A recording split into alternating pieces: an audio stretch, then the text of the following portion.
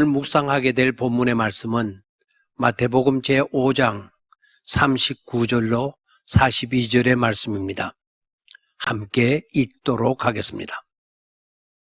나는 너희에게 이르노니 악한 자를 대적하지 말라.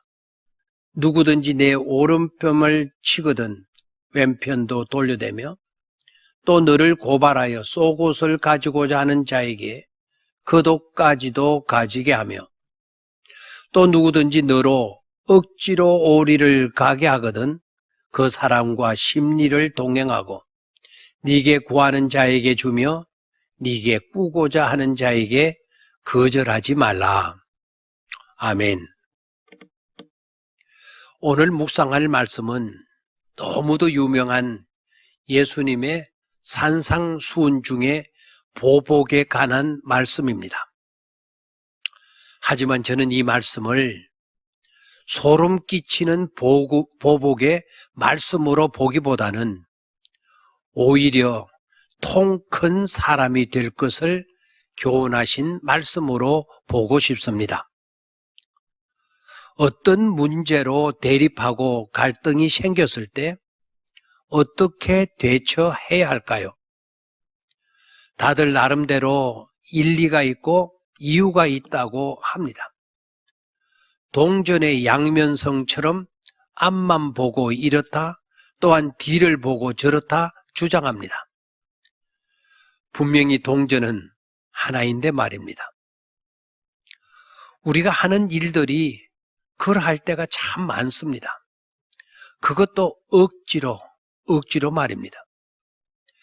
그런데도 우리는 너무 쉽게 말합니다. 나는 절대로 지고는 못 살아. 나는 절대로 지고선 못 사는 사람이야.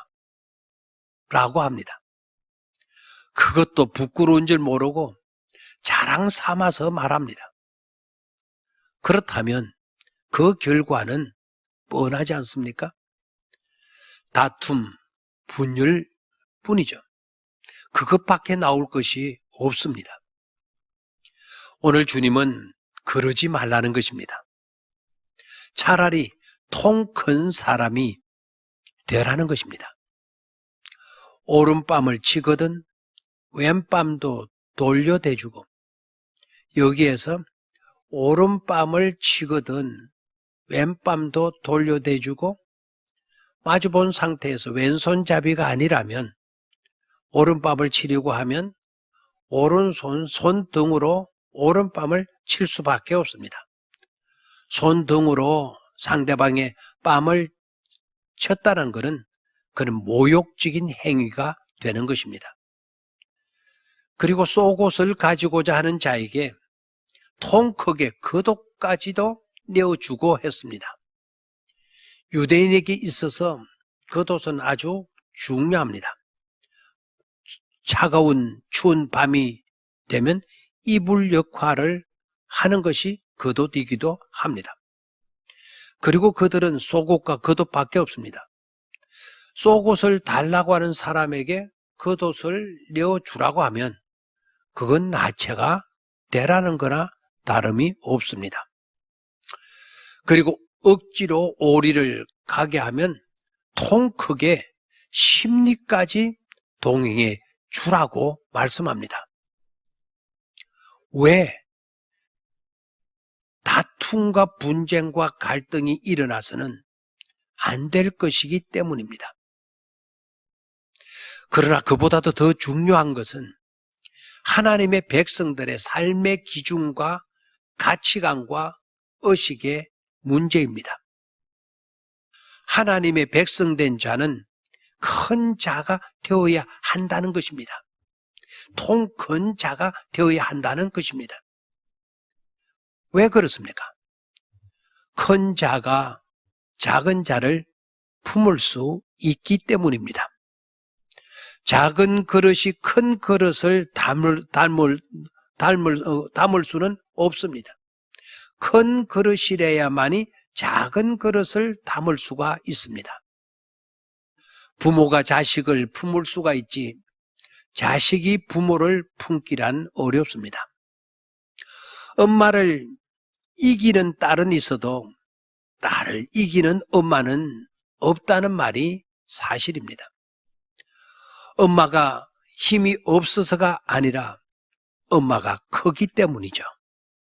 엄마가 딸을 사랑하는 것이 딸이 엄마를 사랑하는 것보다 훨씬 크기 때문인 것입니다.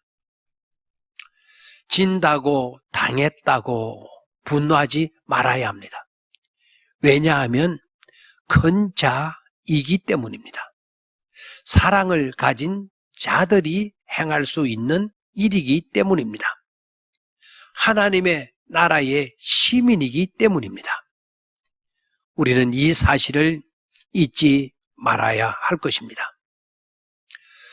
우리는 이 세상 천민이어서 늘 당하고 사는 것이 아니라 천민이어서 그런 것임을 잊지 말아야 하겠습니다. 우리는 이 세상에서 못나고 천하고 비천해서 늘 당하는 것으로 생각하지 말라는 겁니다. 오히려 하나님의 나라의 백성이기 때문에 그런 것임을 잊지 말자는 것이죠.